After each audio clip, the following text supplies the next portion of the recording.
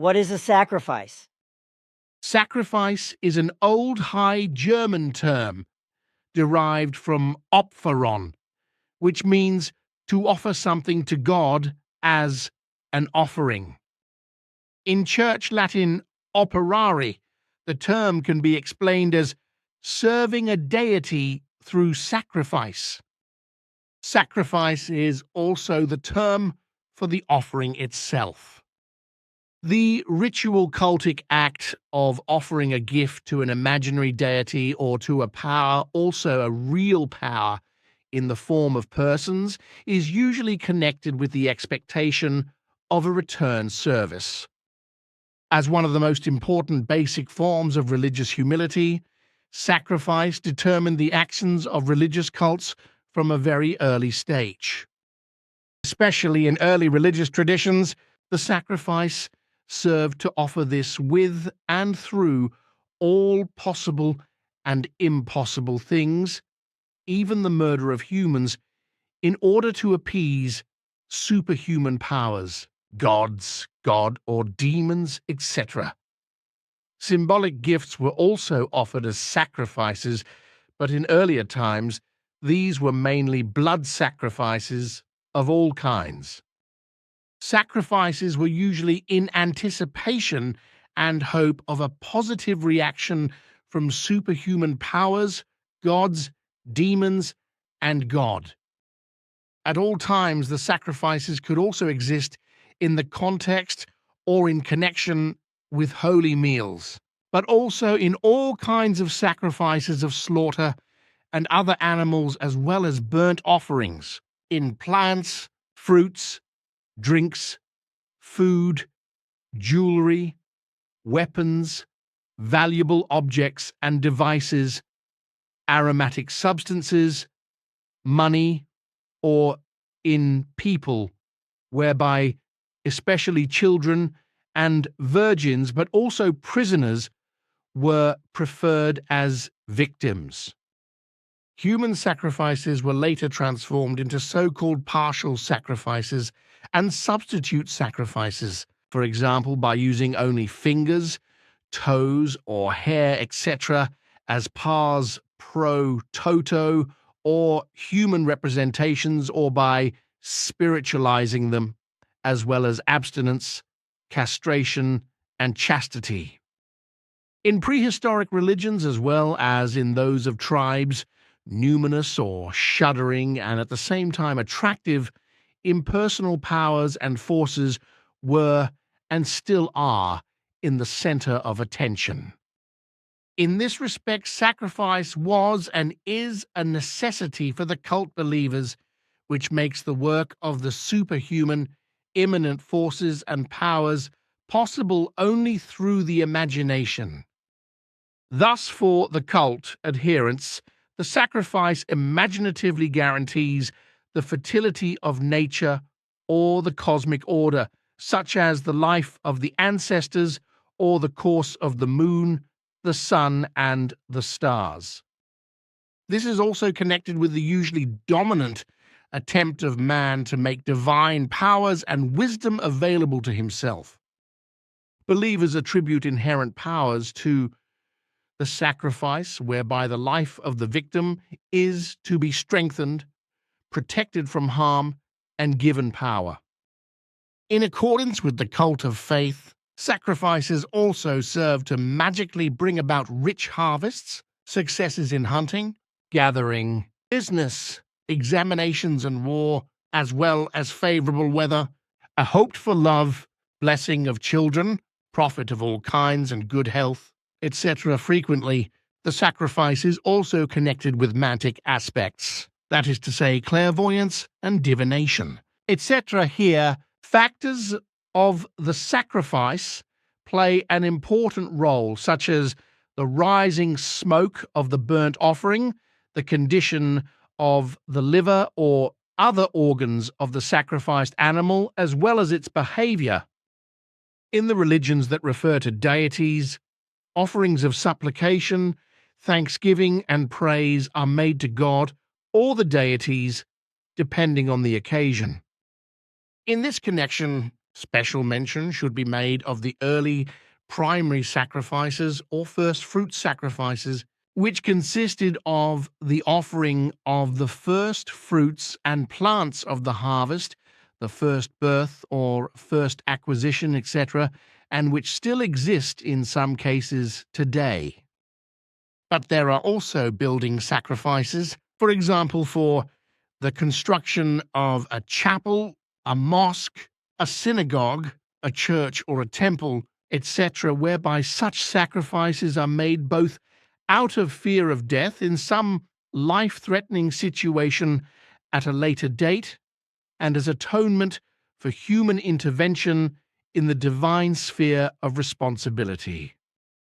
For transgressions committed by the believer, special atonement sacrifices were and are common.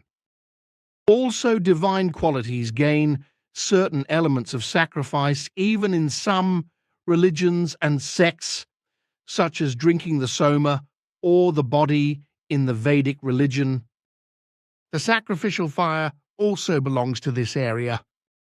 In traditional society, the act of sacrifice has always been carried out by the leader of the family community, the head of the tribe or the clan patriarch, and this has partly been passed on to the present day.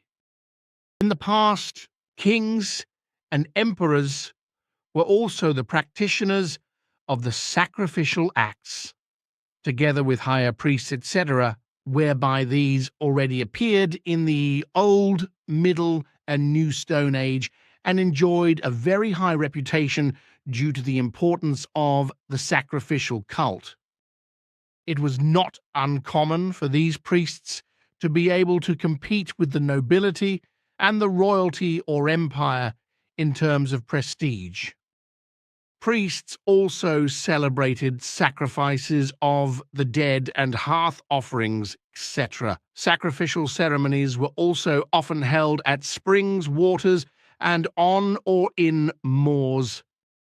The effect of sacrifice acquires all the more an aspect of unavailability the more pronounced the thought of the personality of the deity or gods is. Thus, the sacrifice also becomes dependent on the goodwill of the deity or gods.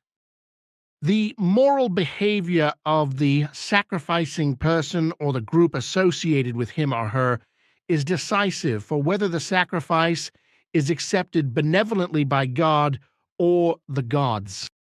As in the Vedic religion, sacrifice can become a force or power that can be influenced by the deity or gods if there is only a superficial personalization of the deity or god concept. A rejection of traditional sacrifice is present in both Buddhism and Jainism, although sacrifices are nonetheless offered in certain forms, such as the feeding of monks and the donation of money, etc., by the faithful. Today's main religions, when added in with some exceptions, basically do not know any sacrificial cult in the old and bloody forms mentioned above, but other offerings have become commonplace, which at the same time are also to be regarded as ritual acts.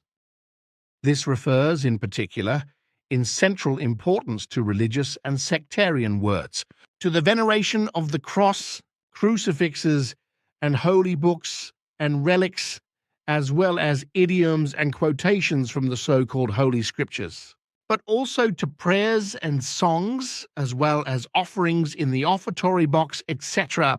In Christianity, the fundamental cultic celebration of Christ's work of redemption or the sacrifice of the cross in the Lord's Supper is also considered a sacrifice. It is a Eucharistic celebration or Mass or sacrificial service as thanksgiving and gratitude, which can also be called a common memorial offering.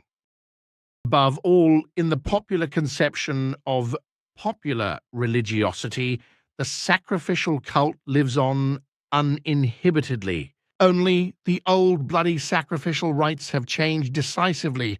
Consequently, today, as a rule, although sectarian divine And satanic sacrificial cults with human sacrifices still exist. Only animals and feathered animals, etc., have to lose their lives senselessly with regard to blood sacrifices. Apart from all the above, cult practice has produced a large number of cult forms that are difficult to survey. Adoration, that is to say, worship and adoration, exists along with countless cleansing rites and anointments of all kinds, as well as the sprinkling and pouring of blood, oil, or water over all kinds of sacrifices and objects of sacrifice, etc., which corresponds to a very frequent practice, as well as the taking of holy meals and drugs, the carrying out of processes and procedures, and the circumcision of the genitals of boys and girls, the laying on of hands, singing, reciting of holy verses, as well as dancing, chastising oneself to the point of blood or fainting, and games, etc., are also part of the offerings, as well as the burning of perfumes. Even holy weddings, Greek hieros gamos, are considered sacrifices, as is temple prostitution, where usually only the higher priests were and are allowed to make offerings.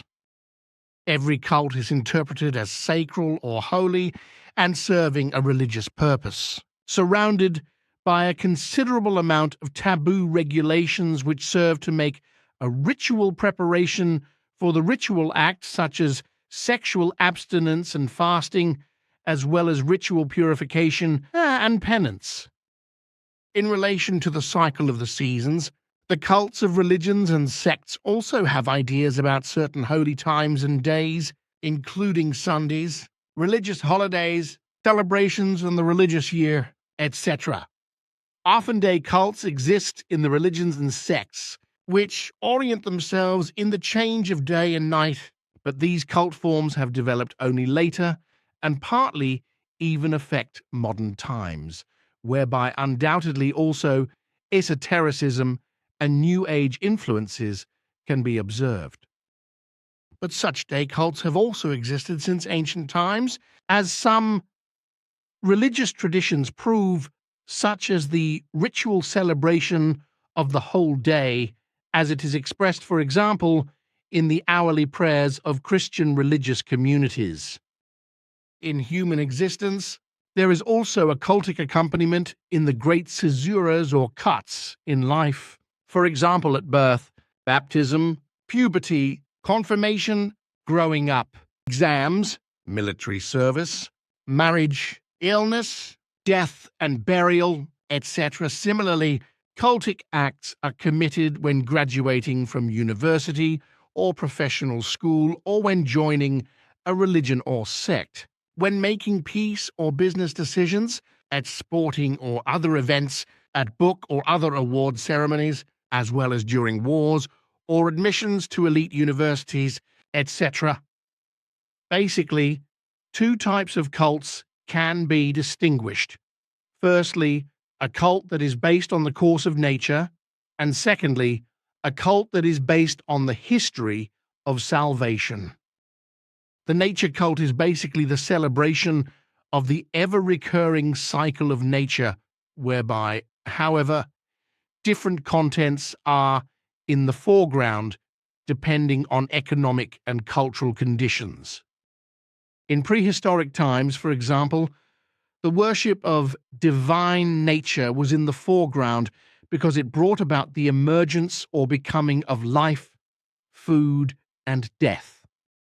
In agricultural cultures, which has been preserved until today, a spring cult or spring festival has developed, as well as a harvest cult and a harvest Thanksgiving cult or harvest festival. In this context, a monistic cosmic religiosity, that is to say, philosophical religious doctrine of the existence of only one uniform basic principle of being and reality, was later formed, in which the cult had the function to guarantee the invasion of the holy divine into the profane, that is to say, unholy, and not worshipping world at certain space-time points from above, from the heaven of God, that is to say, the heaven of gods, especially the cult of monotheistic or monodic religions, on the other hand, establishes the doctrine of salvation as the sole validity. Simyase Silver Star Center, November 21, 2005, 1800 hours HRS Billy.